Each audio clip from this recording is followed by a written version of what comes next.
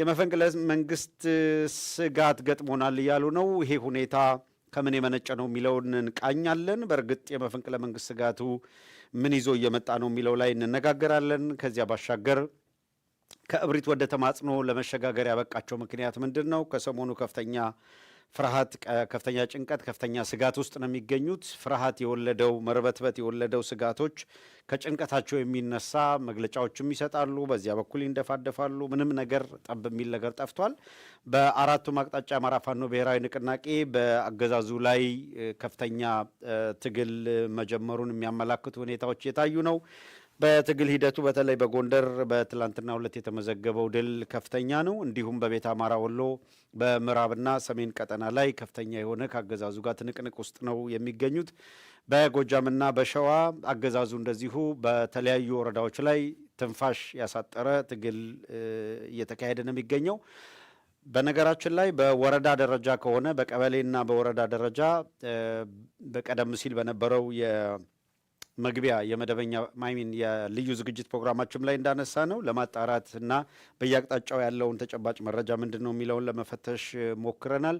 በሰሜን እና በደቡብ በምዕራብ ወሎ ገደማዎች ባሉ ቀበሌዎች በቀበሌ ደረጃ ኮምፕሊት የለም አገዛዙ። በቀበሌ ደረጃ የሚታሰብ አይደለም። በሁሉም አቅጣጫ ነው በቀበሌ ደረጃ የፈረሰ ነው። በወረዳ አንዳንድ የወረዳ ከተሞች ላይ አለ። ያውም ከፍተኛ ሁኔታ ሰራዊት ያለበት ቦታ ነው። ሰራዊቱ ማለት የመከላከያ የሚባለው ሰራዊት ከባድ መሳሪያ ታጥቆ ወረዳዋን ሲቆጣጠርላቸው ብቻ ካድሬዎቹ ቆይታ ያደርጋሉ። ይሄ ከባድ መሳሪያ የታጠቀ ኃይል ለሌላ ሚሽን ትፈለጋለህ ተብሎ ወደ ሌላ ቦታ ሲሄድ የአድማ ብተናው ሚሊሻው ምናምን 30 ደቂቃ መዋጋት የሚችል አይደለም፣ ይበተናል። በቂ ኃይል የለም። አሁን ግልጽ በሆነ መንገድ በአማራ ፋኖ ብሔራዊ ንቅናቄ ኃይልና ክልሉ ቀንዳውጣ የሚመሩት በየቦታው ላይ ያለው የሚሊሻና አድማ ብተና በትጥቅ ዝግጅትም በኮዝም የተለያዩ ናቸው። በማህበረሰቡ ባላቸው ድጋፍም የተለያየ ነው። አሁን የአገዛዙ ባለስልጣናት እስካሁን ድረስ በተወሰነ ደረጃም ቢሆን ከህዝብ ለመነጠል የሚመስል ፕሮፓጋንዳ ለመስራት ነው የሚሞክሩት። አሁን ያ አላዋጣቸው ስላሉ ወደ ተማጽኖ ተሸጋግረዋል። ህዝቡ ከማጋ እንደሆነ በአደባባይ የእምነት ክደት እንደሚባለው በአደባባይ ወደ ማመን ደረጃ ተሸጋግረዋል። አሁን ህዝቡ ከማጋ ነው ያለው የሚለውን ምስክርነት እየሰጡ ያሉት ራሱ ያገዛዙ ባለስልጣናት ነው። ይህም በተመለከተም ከነሱ አንደበት የምንሰማው ይኖረናል። ምን እያሉ ነው የሚለውን ከዚህ ቀደም ያስደመጠናችሁ ነበረ። ለማህበረሰቡን በመማፀን እባካችሁ በሬ ገዛለሁ በሉ፣ 100 ሺህ እሰጣለሁ በሉ፣ እንደዚህ በሉና ተማጽናችሁ መልሷቸው፣ አስገቧቸው ወዘተረፈ የሚል ነበረ። አሁን በሁለት በሶስት መንገድ በአንድ በኩል ቅጥረኛ ካድሬዎቹ እነዚህ የብአዴን ቅጥረኞች አሉ። ለረጅም ጊዜ በአማራ ትግል ውስጥ ራሳቸውን ከልለው እውነት ለመናገር ትልልቅ ስራዎችን መና ያስቀሩ ማለት ይቻላል። በማፍረስ በኩል በጣም በርካታ ተሳክቶላቸዋል። እየተከተሉ የአማራ ትግል መልክ እንዳይስፈር እንዳይዝ ሲያደርጉ የነበሩ አካላት ናቸው። አካባቢያዊ መሰባሰብ ይፈጥራሉ። በተለያየ ጊዜ የአማራ ትግል ጉልበት ያወጣ ሲመስላቸው አካባቢን ቤዝ ያደርገው ይደራጁና ትግሉን ወደ ኋላ ጎትቶ ለመጣል የሚችሉትን ሁሉ ያደርጋሉ። በዚህ ረገድ በጣም በጣም አሳዛኝ በሆነ ሁኔታ እንደምታውቁት የአስራት ሚዲያ እንዲበተን አድርገዋል። ይሄ አሁን የቅጥረኛ መሰባሰቢያ የሆነው በወቅቱ በመጠኑም ቢሆን ተስፋ ተደርጎበት የነበረው የአብን የሚባል ስብስብ እንዲበተን አድርገዋል። አሁን ደግሞ የአማራ ትግል መልክ እየያዘ ነው ብለው ሲያምኑ እሱን ለማፍረስ ደግሞ በዚያና በዚህ በተደራጀ ሁኔታ ተቀናጅተው እየተረባረቡ ነው የሚገኙት። ሚዲያም ይሁን ምንም የሚቀራቸው ነገር የለም። ከነዚህ በተለይ በአምስተኛ ረድፍነት በብአዴን ቅጥረኝነት የሚታወቁ አካላት አሁን ደግሞ በጣም አሳፋሪ የሆነ ሌላ ዘመቻ ጀምረዋል። ከሰሞኑ አስተውላችሁ ከሆነ ተናግረናልም። እንደዚህ አይነት ፊት ለፊት ነው የምንገጥመው። ማንም ሊሆን ይችላል፣ ደጋግመን አንስተናል እና ከሰሞኑ አንድ የሆኑ ምክንያት ታከው እኔ በጣም በተደጋጋሚ በአደባባይ ፊት ለፊት ገጥመን ለምሳሌ ብፁዕ አቡነ አብርሃም ጥፋት የሆነ ነገር አድርገዋል ብለን ባሰብን ጊዜ በመራር ተቃውመናቸዋል። እኔ ፐርሰናሊ በጣም ተቃውሜያለሁ። በማብጠልጠል ደረጃ ተቃውሜን ገልጫለሁ። አሁን የተያዘው ግን ሽብልቅ ማስገባት ነው። ጎንደር፣ ጎጃም፣ ሸዋ፣ ወሎ የሚል ዲቪዥን መፍጠር፣ ልዩነት መፍጠር። ብአዴን የመጨረሻውን የሞት ሽረት በየቀጠናው ላይ ሲሸነፍ የመደበቂያ ጫካ እየፈለገ ያለው መሰል የጎጥ ግጭት እንዲፈጠር በአማራ ውስጥ የሚያደርግ መሳሳቦች ለማምጣት ነው የሚሞክረው። እንዲህ ያለውን አጀንዳ የሚያራግቡ ቅጥረኞች አሉ። የብአዴን ቅጥረኞች ግን በአማራ ውስጥ የተሰገሰጉ ናቸው። አንዳንዶቹ በፍጹም በውል ለመለየት በሚቸግር ሁኔታ ራሳቸውን በዚህ የትግል ሂደት ውስጥ ለረጅም ጊዜ አመሳስለው ስለቆዩ በቀላሉ ማህበረሰቡ ተረድቶ ይህ ነገር አደጋለሁ ብሎ ወደኋላ የማለት ስሜት አታዩ። ስቲል እነዛ አካላት እንደ ተቆርቋሪ የሚታዩበት ሁኔታም ስላለ በተወሰኑ በውስን አካላትም ቢሆን ቀላል ያልሆነ ጉዳት እያደረሱ መቀጠላቸው አይቀርም የተወሰነ ጊዜ። ከዚህ በፊት በነበራቸው ጉልበት በነበራቸው አቅም የሚቀጥሉበት ሁኔታ የለም። አሁን በአብዛኛው የአማራ ሕዝብ የት ጋር ምን አይነት ችግር እንዳለ በደንብ በውል እየተረዳ እየለየ ነው ማለት ይቻላል። ሰው የብፁዕ አቡነ አብርሃምን ስህተት ሲሰሩ ስህተት ነው፣ በአግባቡ ቤተክርስቲያንን አልጠበቋትም፣ ምዕመኑን በአግባቡ ድፌንድ አላደረጉም፣ በጎችን ጠብቅ፣ ግልገሎችን ጠብቅ፣ ጠቦቶችን ጠብቅ ተብሎ የተሰጦትን ትእዛዝ እዚህ ጋር አልተወጡም። ሲወጡ አርማ አድርገን ምልክት አድርገን ከጎናቸው እንደቆምን ሁሉ ደክመዋል ሲባሉ ተችተናቸዋል። ነገር ግን አሁን የብአዴን ቅጥረኞች ተሸፋፍነው ተከዳድነው በአማራ ትግል ውስጥ የቆዩት ማለት ነው ተሸፋፍነው ብዙ እንደማያዋጣቸው ሲያውቁ እርቃናቸውን እያስቀረን ስንገላልጣቸው አሁን በአደባባይ ተከስተዋል። በአደባባይ የመጡት ምን እያሉ ነው? በአንድ በኩል የብአዴን ሰዎች ሲማረኩ ቁጭታቸውን ብስጭታቸውን መደበቅ አቅቷቸው ከንቲባ ተማረከ እንትን ተማረከ እያሉ እየየ ለቅሶ እያሉ ነው። የቴዎድሮስ ልጆች ሐቀኛ ጎንደርን የሚመስል ወይም ጎንደርን የሆነ እሳቤ አስተሳሰብ በትክክለኛው የገብርዬ ልጅ የሆኑቱ የብአዴን ቅጥረኞችን የሚጠየፉቱ እነዚህን የብአዴን ኃይሎች አመራር የሚባሉትን በከፍተኛ ደረጃ ያሉትን አንበርክከው ማርከው ሕዝብ ላይ በደል የፈጸሙትን በአደባባይ ለበደላቸው እንዴ የአሜሪካ መንግስት እና እስራኤል በዚህ በመካከለኛው ምስራቅ እየተደረገ ባለ ጦርነት ውስጥ ሕዝብን ጎድተዋል ብለው የሚያስቧቸውን በሕዝብ ላይ ጥፋት አድርሰዋል ብለው የሚያስቧቸውን አካላት ላይ እርምጃ ይወስዳሉ። እርምጃ ወስደው ሲያበቁ እርምጃ የወሰዱበትን ባለስልጣን ወይም ኃላፊ በሕዝብ ላይ ያደረሰውን በደል እንዳውም ሰለብሬት እንዲያደርግ ሕዝቡን ነው የሚጠይቁት። የሰማን ነው አይደለም? ፕሬዚደንት ዶናልድ ትራምፕ የኢራን ሬጅም የአገዛዝ ጋር ያሉና ለቀጠናው ስጋት የሆኑ ለዓለም ስጋት የሆኑ በከፍተኛ ኃላፊነት ያሉ አካላት ላይ እርምጃ ወስደናል ብለው እኮ በአደባባይ ተናግረው ነው አይደለም እንዲህ አድርገናል የሚሉት። በአማራው በኩል በግፍ የገዛ ሕዝባቸውን ለማስጨፍጨፍ የተሰለፉትን አካላት ተማርከው በክብካቤ ተይዘው እውነት ለመናገር አይ ይሄ እኮ ልጅ አለው ሚስት አለው እንደዚህ አለው እንትን አለው ምናምን አለው የሚገለውስ ልጅ የሌለው ነው። አባት ድፍት ብሎ ሕፃን ልጁ እዛው ከጎኑ ሆኖ በየጢሻ ወድቆ የምናየው እነ ሽመልስ አብዲሳ የሚፈጁት አይደለም። ከነ ሽመልስ አብዲሳ ጋር ተሰልፎ የገዛ ሕዝቡን ሲፈጅ የነበረ ሰው እንዳውም በአግባብ ነው የያዙት። በአግባብ አትያዙ የሚል ነገር የለኝም እኔ። ዓለም አቀፍ የሰብአዊ መብት አያያዝ ድንጋጌዎችን መጠበቅ ያስፈልጋል። ሪጋርድለስ አንዱ የሰብአዊ መብትን ስለጣሰ ሌላኛው የሰብአዊ መብት ጥሰት ውስጥ መግባት የለበትም። ሄስቲ ጀነራላይዜሽን እንደው በአጠቃላይ በወል ማህበረሰብን ምናምን የፈረጀ እንቅስቃሴ መደረግ የለበትም። ይሄ መስት ነው፣ ቋሚ ነው፣ በመርህ ደረጃ የምንታገልበት። ይሄን ብለን ስናበቃ ግን በዚህ የአማራ ትግል ውስጥ ህዝቡ የህልውና ትግል እያደረገ ህዝቡ ላለመጥፋት እየታገለ ዓለም አቀፍ ተቋማት የአማራ ልጆች ዕድሜያቸው ከ8 ዓመት ጀምሮ ያሉ ወንዶችም ይሁን ሴቶች፣ ሕፃናት፣ ለአቅመ ሔዋን በተለይ ያልደረሱ ሴቶች የብርሃኑ ጁላ የእነ አብይ አህመድ ሰራዊት ልክ ትግራይ ላይ መድፈርን እንደ ጦር ስልት ተጠቅሞ የጦር ወንጀል ፈጽሟል ተብሎ በአሜሪካ የውጭ ጉዳይ መስሪያ ቤት እንደተፈረጀው ሁሉ አማራው ጋር መጥቶ አሁን ሕፃናትን ከ8 ዓመት እስከ 90 ዓመት አዛውንቶችን መነኮሳትን እየደፈረ ነው፣ መድፈርን እንደ ወታደራዊ ስልት ቆጥሮታል እየተባለ እየተነገረ እኛ አይደለንም ለፖለቲካ ኮንሰፕሽን እነከሌ ብለውት እንዳይባል አንድ ራሱ የማህበረሰቡ አካላት በቪዲዮ ቀርበው እየተፈጸመባቸው ያሉ ግፍ እንዴት ሕፃናቱ እንደሚደፈሩ በባሏ ፊት እንዴት በአማራ ባህል በጣም የመረረ ነውር ነው። በባሏ ፊት ሚስትን እየደፈሩ እጅ ተወርች አስረው አባቷ ፊት ልጅን እየደፈሩ አይታችኋል።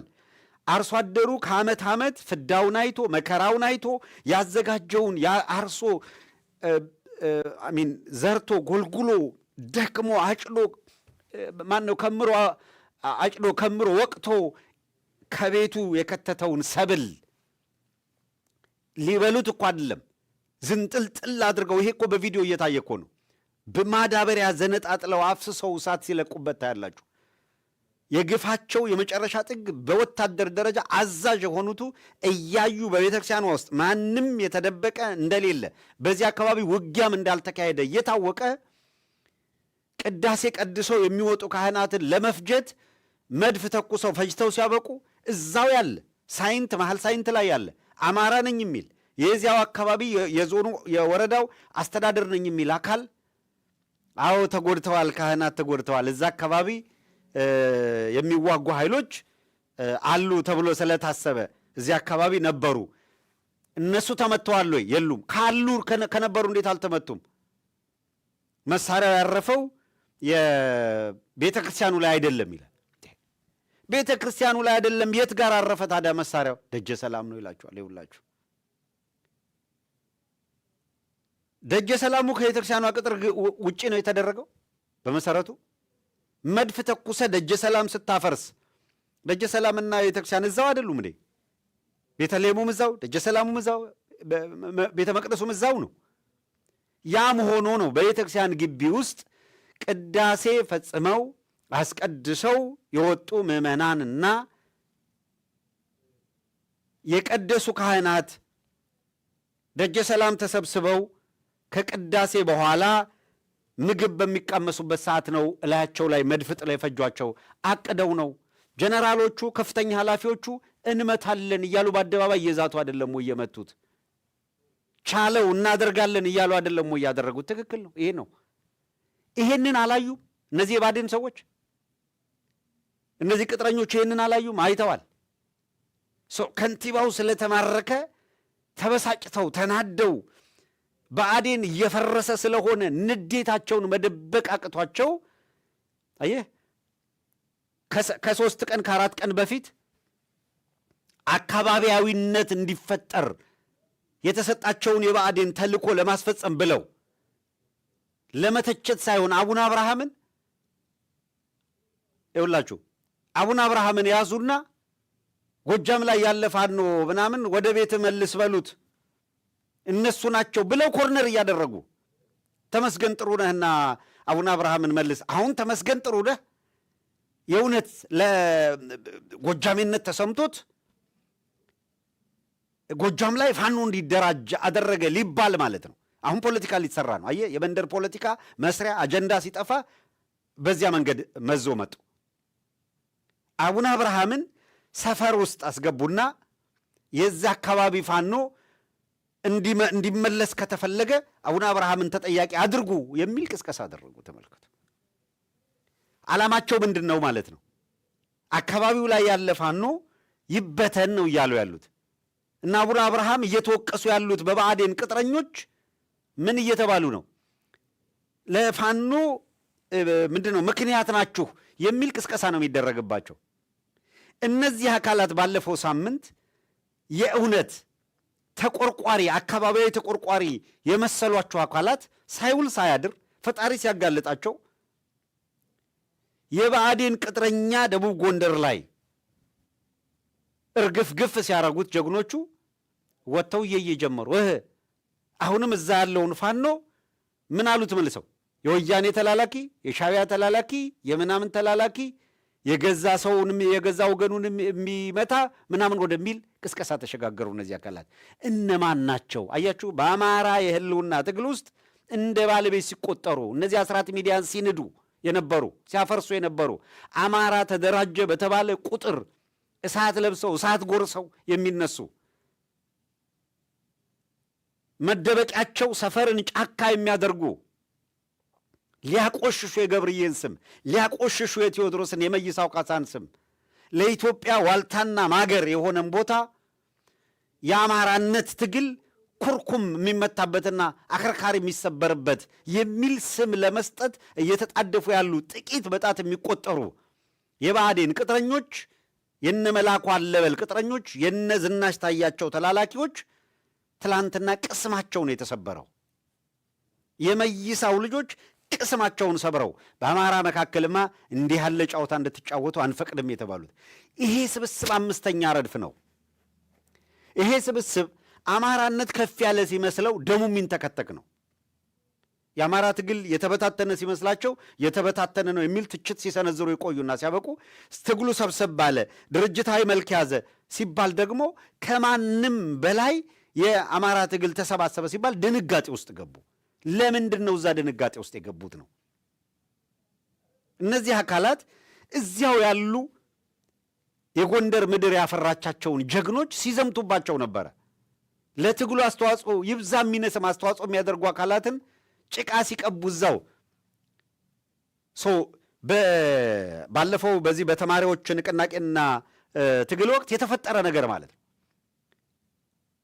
ከዚያው ከአማራው አማራንን የሚሉት ከአማራ ሕዝብ መካከል የመለመሏቸውን የተወሰኑ ኃይሎች ወጣቶች በዛን ጊዜ በአማራው ላይ ያዘመቷቸው ፊውዳሊዝምን ነው የምትዋጉት እያሉ በገዛ ቤተሰቦቻቸው ላይ እንዲዘምቱ አደረጓቸው። በተለየ ሁኔታ ያ የሶሻሊዝም አብዮት ስለነበረ እነዚያ ፊውዳል ናቸው ተብለው በገዛ ቤተሰቦቻቸው ላይ እንዲዘምቱባቸው ሲያደርጉ አይጥቀሙት እንጂ አልጎዱትም ሕዝቡን። ለአማራ ሕዝብ በዚያን ጊዜ የነበሩ መኳንንቱ መሳፍንቱ ለአማራ ሕዝብ ምን አተረፉለት ያልከኝ እንደሆነ ምንም መንገድ ነው የሰሩለት፣ መብራት አመጡለት፣ ውሃ አመጡለት። ምን ኢትዮጵያ የምትባል አገር አቆይተውላታል። በነገራችን ላይ በዚህ ፕሪንሲፕል ውስጥ ኤርትራውያን በጣም ይገርሙኛል። በጣም የኢሳያስ አምባገነን ነው ተብሎ ሲነሳላቸውና የኢሳያስ አስተዳደር መውደቅ አለበት የሚባል ጥያቄ ሲነሳላቸው ተቃዋሚ የሆኑት እንኳን ቢሆን የሆነ ሰዓት ላይ ሪፍሬን ያደርጉና ቆም ብለው ያስባሉ። ለምን የሚል ጥያቄ ነበረኝ እና አንድ ወቅት ጠየቅኩኝ። አንድ ሁለት ሶስት ሰዎችን የኤርትራ ፖለቲከኞች የማይደግፉት ፕሬዚደንት ኢሳያስን የማይደግፉትን የጠየቅኩት ምንድን ነው የሚሉት? አትሊስት አገር ሰርቶ አቆይቶልናል አሉ። ቤቱን ሰርቶታል። ያ ቤት ሶፋ የለው እንደሆነ፣ ቴሌቪዥን የለው እንደሆነ፣ ሌላ ዕቃ የለው እንደሆነ ዕቃውን የማሟላት የቀጣዩ ጄኔሬሽን ነው። ይሄኛው ጄኔሬሽን አገር የመስራት ኃላፊነት ተወጥቷል አሉ። በዚህ ደረጃ ክሬዲት ሰጥተው በማናቸውም መልኩ ቤቱን ሊያፈርስ ወደሚችል ንቅናቄ አንገባም፣ ኢሳያስን በመቃወም ሰበብ አገር አልባ መሆን አንፈልግም ነው የሚሉት። ሰው አላሟላም፣ ዴሞክራሲ ጎሏል፣ ጄኔሬሽኑ ይሞላዋል። እንደዚህ አይነት አስተሳሰብ አላቸው። በዚህ መንገድ ኤክስኪውዝ ሊሰጡና ሊያዩ ይፈልጋሉ። ወደዚህ ዞር በልና ተመልከት። ከተመስገን ጥሩነህ ጋር ሆኖ ከመላኩ አለበል ጋር ሆኖ ሁሉም ቦታ አንዳንዶቹ ጃርት ናቸው። በጣም በሚገርም ሁኔታ እዛው ብአዴን ውስጥም 2-3 ዲቪዥን ነው የሚከፍሉት። በምን መጠን ነው አማራውን የሚጠሉት እነዚህ አካላት?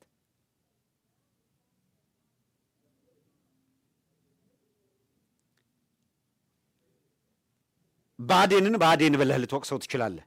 ትክክልም ነው፣ ተገቢም ነው። የብአዴን አካላት ከክልሉ ውጭ የሚኖረውን ብለው አንደኛ እነሱ ናቸው መጥተው ሄደው ከኢህአዴግ በሚል መዋቅር ውስጥ ስልቻ ውስጥ ገብተው ሲያበቁ ትልቁን ሰፊውን ህዝብ ኢትዮጵያ ድንበሩ የሆነች ህዝብ አሳንሰው ባንዲት ጉሮኖ ከተቱት። ይሄ ነው የአማራ ክልል አሉ። እንዴ በአፄ ምኒልክ ዘመነ መንግስት ድሃ ወደደበት ፈቀደበት ይኑር የሚል ህግ ነው የነበረው። ከዚያ በፊት የነበረው ተመሳሳይ ህግ ነው። በጃንሆይ ዘመነ መንግስት እንደዚያ ነው። ኢቭን በደርግ ድሃ ወደደበት ፈቀደበት ይኑር ነው። በኢህአዴግ ዘመን ህገ መንግስት ብለው ያጸደቁት አንድ ሰው የመረጠበት መኖር ይችላል የሚለው በብዙ ችግር የተሞላ አደገኛ ነው የህገ መንግስት የሚባለው ሰነድ። እሱን እረዳለሁ። ብአዴን ግን ከህገ መንግስቱ ይብሳል። አትሊስት ህገ መንግስቱ ላይ ባለ አንቀጽ አንድ ሰው ሐረርም ድሬዳዋም አፋርም ምናምንም የትም ሂዶ መኖር ይችላል፣ የሀገር ባለቤት አይደለም ይልሃል። የሀገሩ ባለቤት እንዳይሆን አድርጎታል ህገ መንግስቱ። ከዜግነት በላይ ብሔርተኝነትን አጉኖ በብሔርተኝነት በወል የማይገኙ በግለሰብ ደረጃ የሚገኙ መብቶችን ለብሔረሰብ በሚል ሰጥቶ የግለሰብ መብትን ጨፍልቋል። የመኖር ዋስትናን ነፍጎ ይህ አካባቢ የዚህ ብሔረሰብ ነው በሚል የዛ ብሔረሰብ ተወላጅ ያልሆነ ማንኛውም አካል የሀገር ባለቤት እንዳይሆን የሚያደርግ የሞት ሰነድ ነው ህገ መንግስት የሚሉት። የሞት ሰነድ ነው። ስፔሲፊካሊ በተለይ ለአማራ ህዝብ የሞት ሰነድ ነው። ብአዴኖች ግን ከዚህ እኮ ይብሳሉ። ቢያንስ ህገ መንግስቱ ዜግነቱን ቢነጥቀውም እንኳን ቅሉ መኖሩን ይፈቅድለታል። ዜጋ ሳይባል የአገሩ ባለቤት ሳይባል መኖሩን ይፈቅድለታል። ይህ ብአዴኖች የፖለቲካ ፕሮግራም ግን ምንድን ነው የሚለው? ከክልሉ ውጭ የሚኖረውን አማራ የምንታገልለት ሳይሆን የምንታገለው ነው ይላል። ተመልከት፣ የምንታገለው ነው ይላል። ጉባኤያቸው ላይ ያደረጉት ሞቶ በሰፊ የአማራ ህዝብ ተጋድሎ ይላል ነፍጠኝነትን እናስወግዳለን። ብአዴን እኮ እንደዚህ ነው ያለው። የብአዴን መለያ በፕሮግራማቸው መለያ ጠቅሳቸው እኮ ይሄ ነው።